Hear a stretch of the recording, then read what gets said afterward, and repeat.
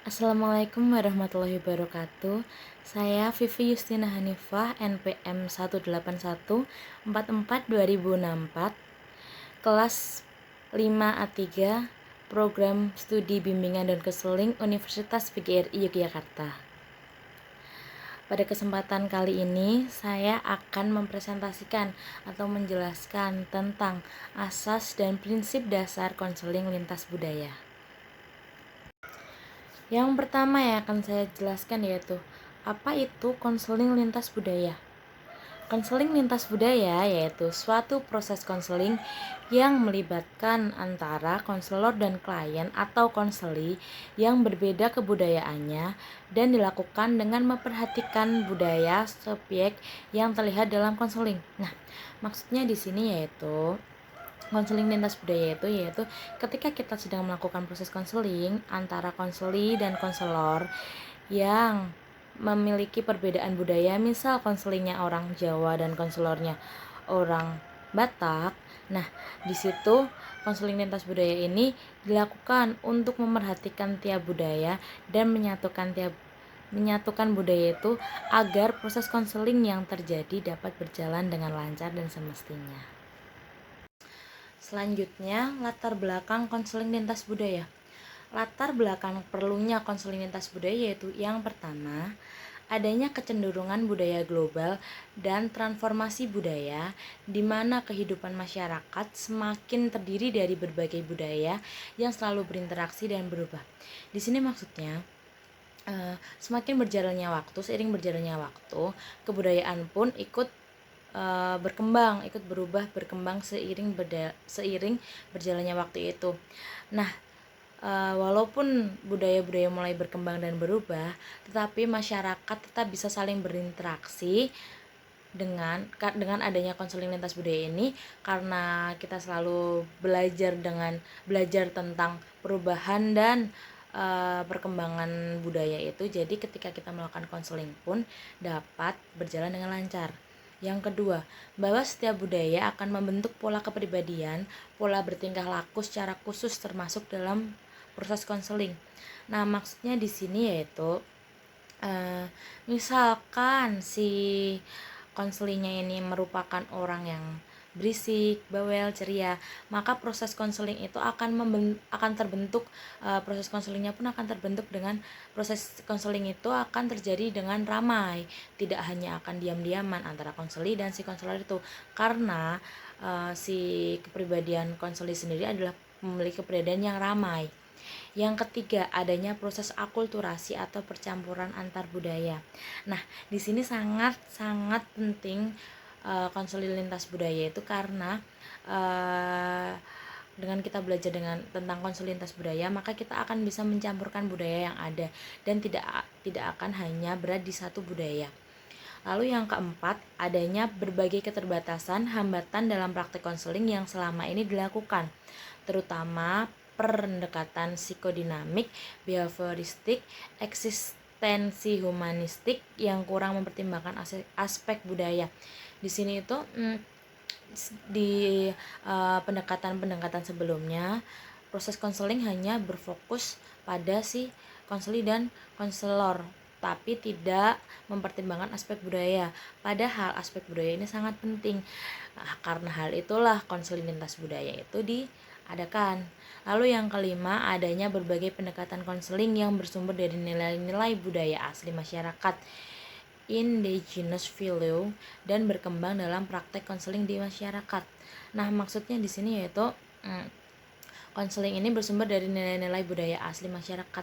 Dengan kita mempelajari budaya yang ada di masyarakat, kita dapat lebih menjalankan proses konseling dari budaya yang berbeda, tapi walaupun memiliki kebudayaan yang berbeda, tapi proses konselingnya dapat berjalan dengan lancar. Lalu ada asas konseling lintas budaya. Asas konseling lintas budaya sendiri ada 11 asas. Yang pertama yaitu asas kerahasiaan. Konselor harus menjamin kerahasiaan semua data yang disampaikan klien. Sudah sangat jelas bahwa konselor itu harus memiliki asas ini karena ketika klien bercerita, ketika si konseli bercerita, kita harus menjaga, kita harus menyimpan cerita konseli itu untuk diri kita sendiri dan tidak menceritakan atau membagikan si cerita konseli ini kepada orang lain. Yang kedua, asas kesukarelaan. Proses konseling harus berlangsung atas dasar sukarela, baik dari konselor maupun klien atau baik maupun konseli.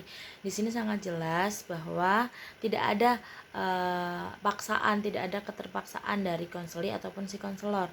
Jadi ketika konseli bercerita itu atas dasar sukarela, memang konseli yang mau bercerita, dan konselor mendengarkan dengan sukarela, tidak dengan keterpaksaan. Yang ketiga, asas keterbukaan. Dalam konseling diperlukan suasana saling terbuka baik konselor maupun konseli. Nah, di sini sudah sangat jelas agar konseling dapat berjalan dengan lancar, maka asas keterbukaan sangat penting, di mana si konseli tidak menutup-nutupi masalahnya agar proses konseling ini dapat berjalan dengan lancar, agar si konselor pun tahu, oh sebaiknya Anda harus melakukan seperti ini, sebaiknya konselor harus melakukan seperti ini. Kalau asas keterbukaan ini dapat berjalan dengan lancar, maka si konselor ini pun akan lebih mudah untuk memberi masukan kepada konseli. Yang keempat, asas kegiatan. Layanan konseling harus dilakukan dengan usaha dari klien maupun konselor. Jadi bukan hanya dari salah satu sisi, bukan hanya dari konseli ataupun bukan hanya dari. Yang kelima, ada asas kemandirian. Diharapkan dengan layanan konseling, klien atau konseli dapat mandiri tanpa harus selalu bergantung pada pihak lain. Di sini maksudnya adalah si konseli bisa memilih pilihannya sendiri tanpa harus selalu bergantung kepada si konselor. Yang keenam, ada asas kekinian. Konselor tidak boleh menunda-nunda bantuan yang diberikan hendaknya sesuai dengan perkembangan zaman. Nah, di sini dengan seiring berkembangnya zaman, kita kan tidak bisa hanya berpatokan kepada yang dahulu-dahulu. Misal, si konseli ini memiliki masalah dengan orang yang berjarak jauh dengan dia, maka si konselor harusnya memberikan saran. Tidak mungkin dengan konselor memberikan saran, oh sebaiknya Anda menulis surat kepada teman Anda tersebut. Nah, karena zaman yang sudah maju, jadi konselor bisa memberikan masukan, oh Anda bisa menghubungi lewat telepon atau lewat WhatsApp atau lewat media sosial yang ada, agar masalah Anda dan teman Anda bisa menemukan titik terang ataupun jalan keluarnya. Yang ketujuh, ada asas keterpaduan. Layanan konseling hendaknya menjunjung tinggi harmonis dan terpadu. Nah, di sini maksudnya yaitu adanya keharmonisan antara konselor dan konseli, tidak saling membenci dan tidak saling tidak suka. Jadi antara konselor dan konseli ini memiliki perasaan saling nyaman. Yang kedelapan, ada asas kedinamisan. Layanan konseling hendaknya terjadi perubahan pada klien. Jadi tidak stuck di satu tempat. Jadi masalah si konseli ini dapat berjalan masalah konseli ini dapat segera terpecahkan dan tidak hanya berhenti di satu tempat di mana tidak terpecahkan suatu jalan keluarnya. Lalu ada asas kenormatifan. Layanan konseling didasarkan pada norma-norma yang berlaku, baik norma adat istiadat, norma sosial, norma agama, dan lain sebagainya. Nah, maksudnya ketika kita menjalankan konseling ini, hendaknya kita tetap mematuhi norma yang berlaku. Jadi kita tidak boleh tidak mengikuti norma-norma tersebut, karena bagaimanapun kan norma itu kan adalah hal yang baik. Jadi sebaiknya kita tetap mengikuti norma-norma tersebut. Yang ke-10, ada asas keahlian. Layanan konseling lintas budaya harus dilakukan dengan asas keahlian, sehingga layanan dilakukan secara teratur, sistematik, prosedur dan teknik yang memadai. Nah, maksudnya yaitu konseling yang dilakukan itu harus memiliki prosedur yang sesuai dan memadai, tidak hanya sekedar asal-asalan proses konselingnya. Lalu yang terakhir, yang ke-11, yaitu asas alih tangan. Dalam konseling lintas budaya, pihak-pihak yang tidak mampu menyelenggarakan layanan secara tepat karena keterbatasan kewenangan dan kompetensi supaya melakukan alih tangan atau referral kepada pihak lain yang lebih kompeten.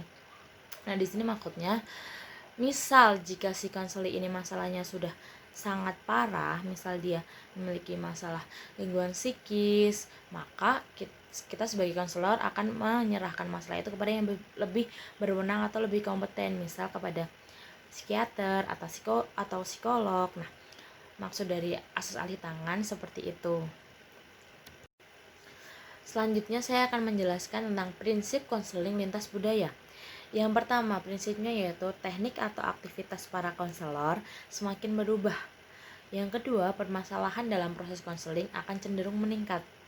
Yang ketiga, permasalahan atau problem. Yang keempat, norma, harapan perilaku stres memiliki keragaman antara kebudayaan. Dan yang terakhir yaitu konsep-konsep konseling dan pola-pola membantu keterkaitan dengan suatu kebudayaan. Sekian presentasi dari saya, kurang lebihnya saya mohon maaf.